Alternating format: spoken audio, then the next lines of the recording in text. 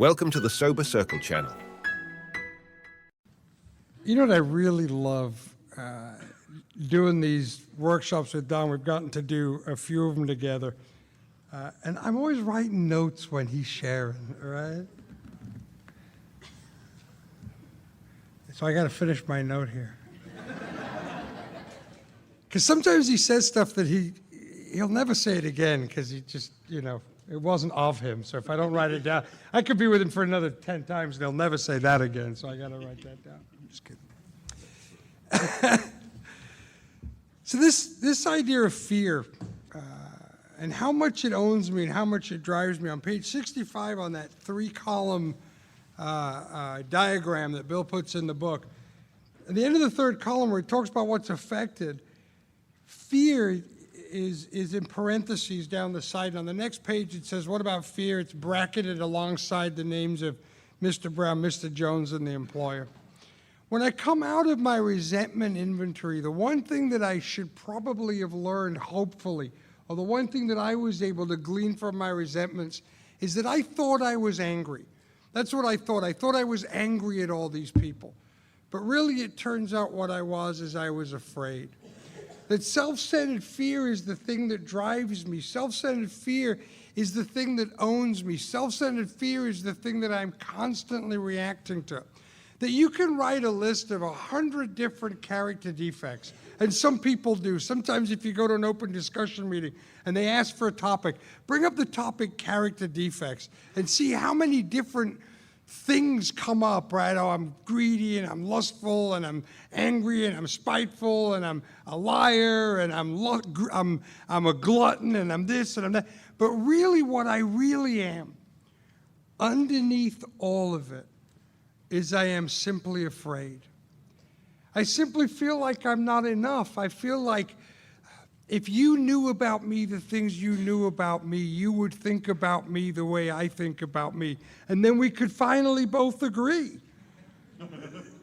that I ain't worth much. And fear is the thing that drives me. And when we write this inventory, this fear inventory, on the top of page 68, it says that we reviewed our fears thoroughly. We put them on paper, even though we had no resentment in connection with them. We asked ourselves why we had them. Why am I afraid? What is it that makes me so squirmy and uncomfortable, feeling so vulnerable, feeling like I'm not enough, feeling like I can't succeed, feeling like I'm always going to fail, feeling like I'm always going to let people down, feeling like I'm always going to make the wrong decision, feeling like people are threatening me? What is it that makes me feel that way? And I love this next line. It says, wasn't it because self-reliance had failed us? I've lived a life based on self.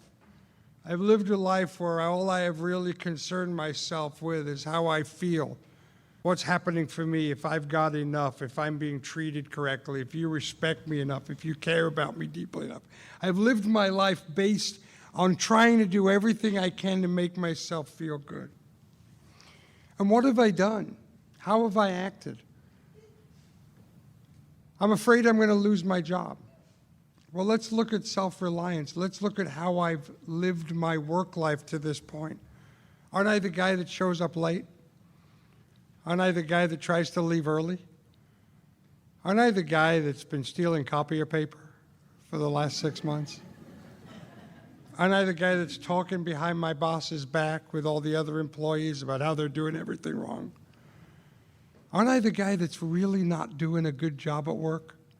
And maybe I'm doing a good job at my current job. Maybe that was before, I'm sober now and I'm living a cleaner life. But when I look at my last 10 jobs, what kind of an employee have I been? Based on my track record, shouldn't I probably be afraid? I'm afraid she's going to leave. I'm afraid she's going to leave. Well, how am I treating her? How do I show up in the relationship? Am I respectful or am I judgmental? Do I snap? Do I yell? Do I demand more than I'm entitled to? Or do I expect her to behave in ways she can't behave? Am I unfaithful? Am I dishonest? Am I a liar? Based on my track record of my last 10 relationships, shouldn't I be afraid? When I look at the way that I've lived my life without God, when I look at the way I've lived my life based on self, when I look at how I show up in situations, isn't the evidence of my life that I should be afraid? I love this thing that Don said. It made me laugh when he said he looks at his 7 major relationships and he's 0 for 7, right? I love that. I started thinking to myself, what do we say in AA? Like when we're talking amongst ourselves, what do we say about our relationships? We're not that honest. We say, what's my real problem? You know what my real problem is in relationships? I have a bad picker, right? Right? Like Don's problem with his 0 and 7 is he picked the wrong 7 people, right? Right? I mean, aren't I that screwed up that that's really what I think? The problem is the truth is that Don met 7 wonderful people. And after they'd spent time with him, they became the devil themselves, right? Because that's the effect Don has on people, right? Right? And isn't that the truth about me in my life? That my self-centered fear, my desperate demand of people to make me feel in ways that it is unreasonable for me to make them feel, whether it's my parents, my friends, my family, the people at the home group, the people I work with, or the people that I'm in a relationship with. Isn't it that my empty, squirmy fear, my demand for satisfaction from other people turns me into this guy that gets the dream job and 6 months later can't believe I work at a place like this? Gets the dream girl, and 6 months later, I can't believe I'm stuck with this crazy lunatic, right? Goes to the home group, and 6 months later, I want a business meeting because there's things we're just not doing right here. That my emptiness drives me to this. Fear is the thing that is the cause of most of the problems in my life. If resentment is the machine that destroys my life, fear is the fuel that I put in that machine to make that machine operate. There is AA folklore that I understand where it comes from, but it doesn't feel right for me. And it might feel right for you, but it doesn't feel right for me.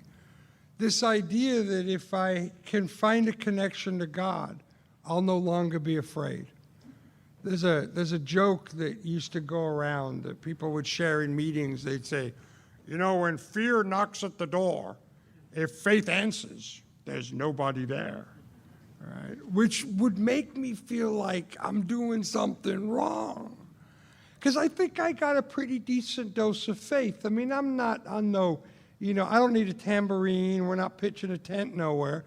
But I kind of dig God, and I think he digs me, and I trust him. I think he's got my back. I mean, it seems like the evidence of my life is that God's on my side, and I believe that everything's going to work out if I take the right action.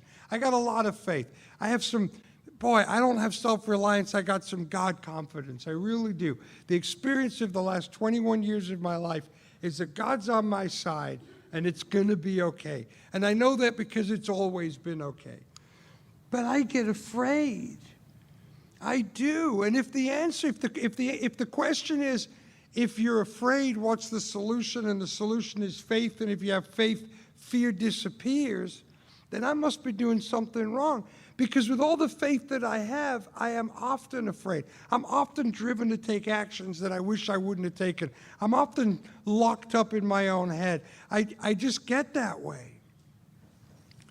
So what does faith do for a guy like me then if it doesn't remove the fear? And I love this line at the end of the narrative on 68. It says, all men of faith have courage. They trust their God. They have courage. Well, what does courage mean? If the gift of faith is courage, it's not the absence of fear. Because if I wasn't afraid, I wouldn't need courage. Courage is a tool that scared men and women use to take the right action, not because they have no fear, but in spite of their fear.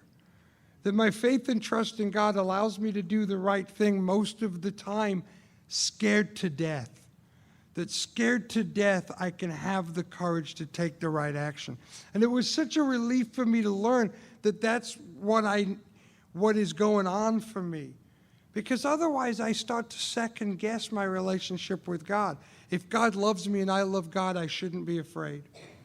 Well, I tell you, I'm afraid all the time. I started a new business a year ago, and boy, it's growing at a slow pace, not as quick as I need it to, boy.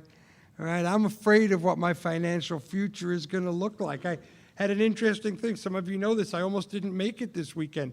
A week ago, I caught one of my top managers stealing from me, which is scary stuff in a business that's not really doing as well as it should.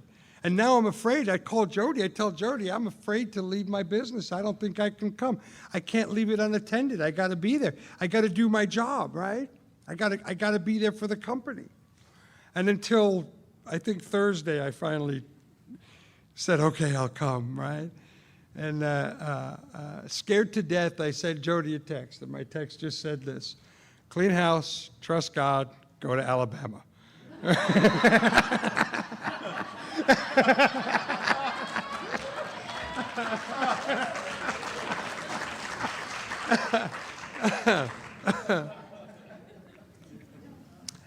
And because I got to act like a guy that trusts God. The trick for me is not to wait until I'm not afraid. It's to act like God's on my side even though I'm afraid. And then God shows up. God shows up. And that seems to be my experience. Sexual imagery is the place in my life where if you were to say that the problem that I have is resentment and anger that is fired by self-centered fear. It is true that you can find that in my work life.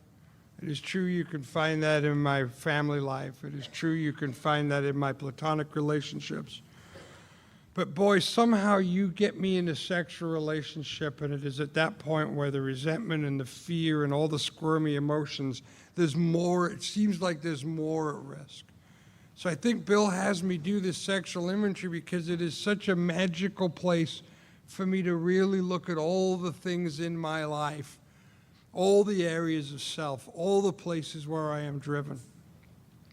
And it is the place in my life that we don't want to talk about. It's the place that we keep in the dark. What's that old joke, right? That sex is something that is beautiful and mystical and magical that you only do with someone that you love in the dark when nobody's watching, all right? Because we don't want to talk about it. We don't want to talk about it. And we all have sex problems. We'd hardly be human if we didn't. It is why I'm the most vulnerable and the most afraid. And what a great place for me to examine my selfishness and my judgment. And when I'm creating jealousy and suspicion and the like, and we're all a mess in this area. I tell you, it's a crazy, crazy thing that we do sometimes. We come to AA and we ask broken people, right? The one area of our lives where we're the biggest mess, we ask each other for advice. And I love this hysterical thinking or advice. I am so sure what you should do in every area of your life and so ashamed and confused about what I should do in every area of my life. But I think the key to all of this leads us right into step 5. That in every area of my life, whether it's resentment or fear, my sexual conduct or misconduct, that I am transparent with someone. Not with everyone, right? I don't recommend anybody writes their 4th step and then shares their 5th step next time they're asked to talk, right? I'm glad we're all here together. I'm going to tell you all my dark secrets. But there is somebody in my life, one person in my life. My sponsor, some of you know my sponsor. My sponsor is Bob D. from Las Vegas. And there is absolutely nothing about my life that Bob doesn't know. And I got a couple of other close friends in my life that are like that. Don is one of those men. There is nothing about my life that Don doesn't know. Because I think that for me to feel whole and connected with God, there has to be another person that I'm able to look in the eye and that knows all of that stuff about me. And that knows and understands the things that are driving me, the fears, the regrets, the angst, the shame, the guilt, the remorse, all of that stuff, all of that stuff. Over on Over on page 73. It talks about taking inventory, or at the bottom of 72, it says, time after time, newcomers have tried to keep to themselves certain facts about their lives, trying to avoid this humbling experience. They've turned to easier methods. Almost invariably, they got drunk.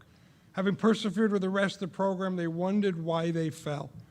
We think the reason is that they never completed their house cleaning. They took inventory, all right, but they hung on to some of the worst items in stock. They only thought they had lost their egotism and fear. They only thought they had humbled themselves, but they'd not learned enough of humility, fearlessness, and honesty. In a sense, we find it necessary until they told someone their whole life story. One of the emotions, one of the feelings, one of the things about me when I was new to Alcoholics Anonymous that I didn't really know until you said it, and you put a name on it, and the minute you said it and you put a name on it, I knew it was true. I felt separate. I felt this loneliness, this difference, this anxious apartness that 12 and 12 talks about, that made me feel like I didn't really fit in this world. And because I felt separate, and because I felt alone, and because I felt this anxious apartness, I had to try and figure out why, and I did it through judgment of you. I had to constantly be looking at why we were different. What is it about us? What are you doing wrong? What are you doing right? Are you better than me? Are you worse than me? Never are you the same as me. Because I had to try and figure out what it was that kept me so alone from you. And through step 5, through examining what it is about me, not that what is different, but in this 4-step journey of this was our course, what I think is so important in the inventory, of finding out how I'm like you. One definition of humility is realizing that I am no different than you, that we are the same, and that learning this sameness between us is the thing that ends separation. That learning how I'm like you, removing the smoke and the darkness and the fog from the room that separates me from you, but learning how we are together, how we're joined in this journey, is the thing that reduces the separation. And if I can't reduce the separation between you and me, I'll never reduce the separation between me and God. There's that old American Indian poem, right? That says, I sought my God and he eluded me. I sought myself, I could not see. I sought my brother and there I found all three. And it is by realizing how we are alike, how we are the same, in this journey of step 4 and 5, that I become the one thing that I so desperately need. I become part of you again. I'm this guy, the book says, that likes to live the double life, that I think I need to be more than I am because I don't feel like I'm enough, because I feel like somehow I don't measure up. Then I have to create this character of who I think you need me to be. This lie, this story about Sheldon that is enough. And then I spend my life trying to prop it up. Like there's a guy in my home group that talks about this.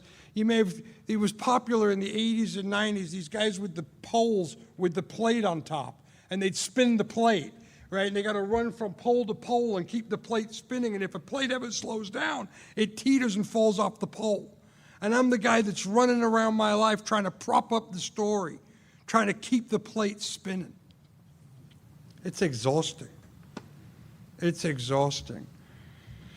So I write all this stuff down and I go to share this stuff. And who do I share this stuff with? I don't,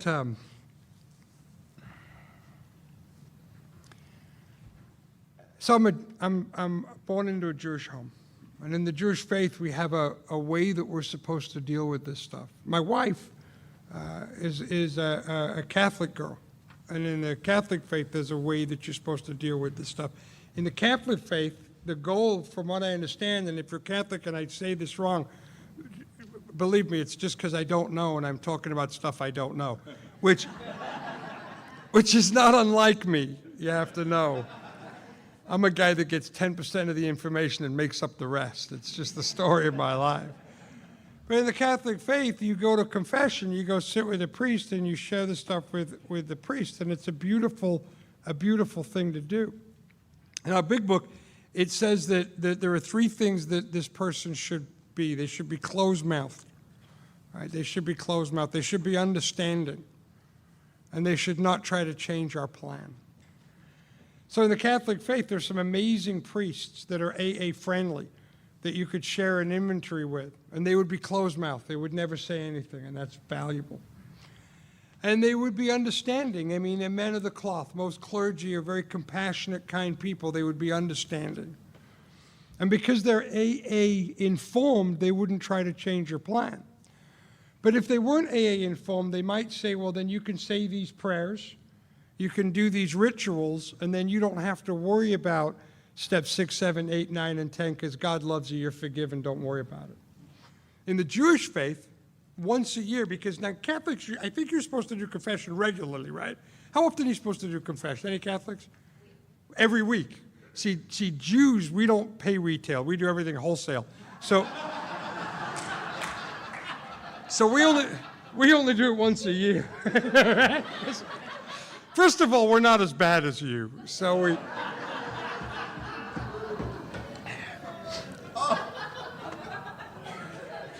But once a year between New Year and the Day of Atonement, between Rosh Hashanah and Yom Kippur, we're supposed to contemplate all of our sins and think about the wrongs that we've done. And then the story goes that at Yom Kippur, we do the one thing that Jews never do, which is we don't eat. We fast for a day. And then we take some bread and we say some prayers over the bread. And then we sprinkle the bread and we put the sins in the bread, is what we do. And then we go to a stream or a river and we sprinkle the sin-laden bread in the stream or the river, and the stream takes it away. And then we are forgiven. Now, the weird thing about that is that the home of Judaism, of course, is Israel, which is a desert where there aren't a lot of streams or rivers. So they came up with another way of doing it, where what you actually do now is you get a sacrificial goat, and you say the prayers over the bread, and then you sprinkle the bread into the goat's fleece, and then you spank the goat on the ass, and the goat runs out of the village, and you are forgiven. Unless one of your sins is spanking goats' asses, and then you're in this terrible cycle that is never ending. Never ending.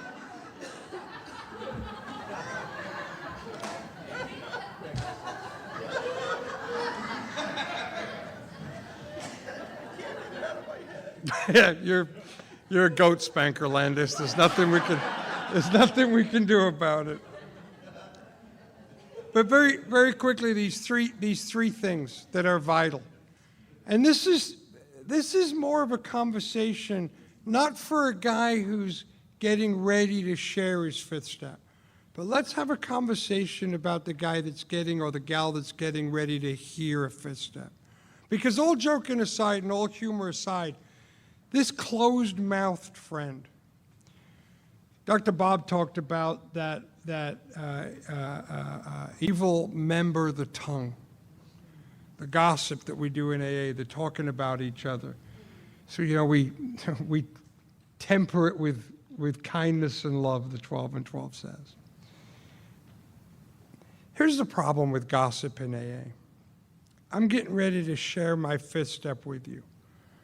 And I hear you after the meeting talking about somebody that's not there. Oh, old Bill, I think he's cheating on at work again. He's beating on his kids. I think he was flirting with that girl, that's inappropriate. And we gossip a little bit about each other. Or even worse, I'm sponsoring a guy and I'm sponsoring you. And I talk to you about the other guy that I'm sponsoring. I kind of hint her. I mean, I'm smarter than to outright tell you, but I hint around a little bit about something you've said. The danger with that is that now I need to share something secret. We laugh that you're as sick as your secrets. There are things in my life sometimes that require to be kept in a confidence. There just are. And if I was afraid that my sponsor might share that confidence, I wouldn't be able to share my stuff with him.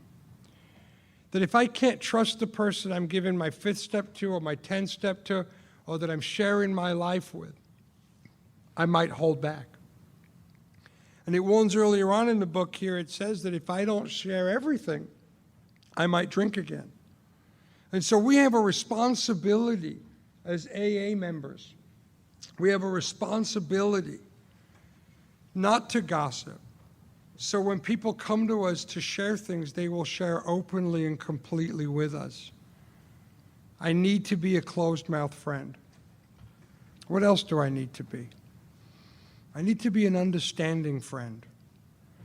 Boy, I went through a phase about 4 or 5 years sober. Or if you came to me with stuff, I was the poke you in the chest guy. Well, you know, you shouldn't do that, kid. That's wrong. You should know better. Should behave better. What's the matter with you? You can't behave that way. Very judgmental. I hope I have learned, and I really hope I continue to learn more about compassion in Alcoholics Anonymous. That my goal is not only to be closed-mouthed, but to come, when guys come to me, to be able to be loving and kind and understanding, to make them feel comfortable and safe. Isn't that what I really need out of a sponsor? A safe place to go. A safe place to go. There's a big difference between sharing everything in a fifth step and sharing everything but one or two things. And there is a responsibility on both sides of this equation. And one responsibility is on the guy sharing his fifth step, that he be prepared to share everything. And the other responsibility is on the person hearing the fifth step, that he present himself or herself in a way where they're closed-mouthed and understanding, and they allow that person the honor of being able to share everything with them. But I agree with what Don said, that there is a great relief that comes from Step 5, but it is temporary. I like to think of it as if I'm doing my laundry, right? Which I don't do very often. My wife tells me about the experience of doing laundry, so this is really her. I'm kidding. Don't roll your eyes at me, I'm kidding. But when you do laundry, if you've got a pile of dirty, stinky clothes, and if you think about my life as a pile of dirty, stinky clothes, and I take them and I put them in the washing machine, and I put some of that fancy smelling soap in there, right? And I wash the clothes. When they're done washing, which is like step 4 and 5 is like the wash cycle. When they're done washing, right? If you open up the washing machine, they look brighter, they smell cleaner, right? We're getting there, aren't we? But if I close the washing machine door and I just let them sit in there, what's going to happen? They're going to get worse. They're going to be stinkier and moldy and dirty and worse. I would rather put on a dirty shirt than a shirt that sat in the washing machine for a week, wouldn't you? Right? So what do I do next? I take them out of the washing machine and I either put them in the dryer, or maybe I don't, does anybody hang them on the clothesline anymore? Maybe I hang them on the clothesline, right? But I got to go through the drying cycle in order to make those clothes clean and fresh and wearable. And that's what 6, 7, 8, and 9 are. They're the drying cycle. It's completing the wash. And that's why this danger of people stalling at step 5, it does make us worse. You can get sicker if you do 5 and stop. And there are people sober a long time. And I'll tell you this, and we'll take a break, and this, maybe you know people like this. I hope it's not your experience, but it may be. I have people come to me often that are sober a long time that want help. And they're sober and they're not drinking, but they're frustrated and their lives aren't what it needs to be. And I will tell you the first question I ask them, right after I ask them, how many new people are you working with? The first question I ask them is, did you stop at 5? Do you have unmade amends? Are there amends that you should have made that you haven't yet? And I tell you every time it's getting through 5 and thinking that, oh, okay, I'm done now, and not. Thanks for listening. Please support the channel by liking and subscribing.